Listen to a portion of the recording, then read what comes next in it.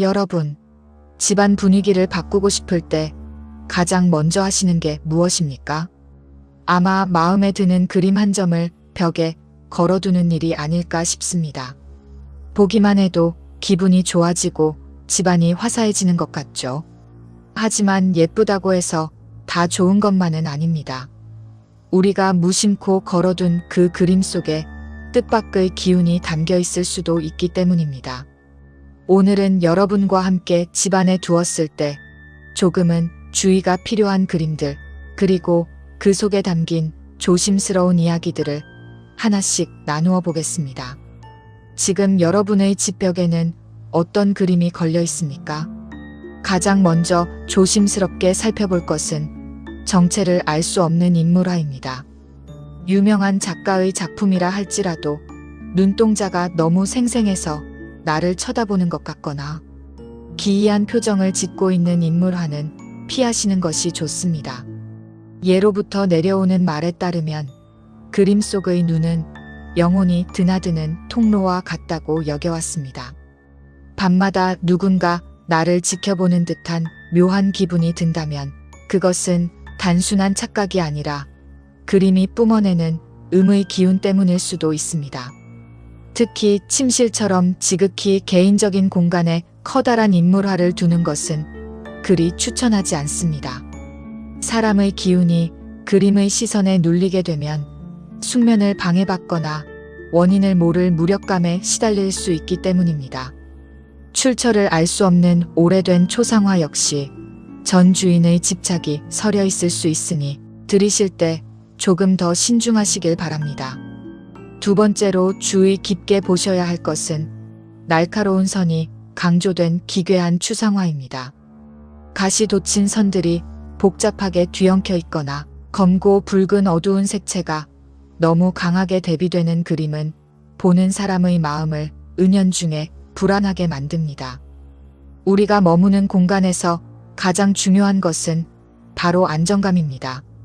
이런 혼란스러운 그림은 집안의 맑은 기운을 흩어놓고 가족들 사이의 예민한 다툼을 유발할 수 있습니다. 특히 칼날처럼 뾰족한 형체가 유독 눈에 띄는 그림은 살기를 머금고 있다고 보기도 합니다. 이런 그림이 현관을 정면으로 마주보고 있다면 밖에서 들어오던 좋은 복을 쳐내는 격이 될 수 있습니다. 만약 이런 그림을 걸고 나서 집안 분위기가 예전보다 차가워졌다고 느껴진다면 잠시 그림을 떼어내 보시는 것도 지혜로운 방법입니다. 세 번째는 많은 분이 영험하다고 믿고 거시는 호랑이 그림에 관한 이야기입니다. 호랑이는 아주 강력한 영물입니다. 그래서 기가 조금 약한 분들이 호랑이 그림을 걸어두면 오히려 그 강한 기운에 눌리게 될 수도 있습니다. 특히 새끼가 없이 홀로 있는 호랑이나 입을 크게 벌리고 금방이라도 달려들 듯 포효하는 그림은 기운이 너무 강렬해서 일반 가정집에는 잘 맞지 않는 경우가 많습니다. 이런 그림은 오히려 집안의 평화를 깨뜨리고 가족들을 긴장하게 만들 수 있습니다. 맹수 그림을 꼭 걸고 싶으시다면 반드시 온순하고 인자한 표정의 호랑이 가족 그림, 그리고 산속에서 평온하게 쉬고 있는 모습의 그림을 선택해 보십시오. 그래야 비로소 집안을 지켜주는 든든한 수호신의 역할을 해줄 수 있습니다. 그렇다면 우리에게 득이 되는 그림은 어떤 것일까요? 가장 편안하게 추천해드리는 것은 열매가 풍성한 과일 그림이나 모란꽃 그림입니다. 이는 결실과 풍요를 상징하며 집안에 따뜻하고 맑은 양의 기운을 가득 채워주는 보물 같은 존재가 됩니다. 그림 하나 바꾼다고 정말 인생이 바뀔까 생각하실 수도 있습니다.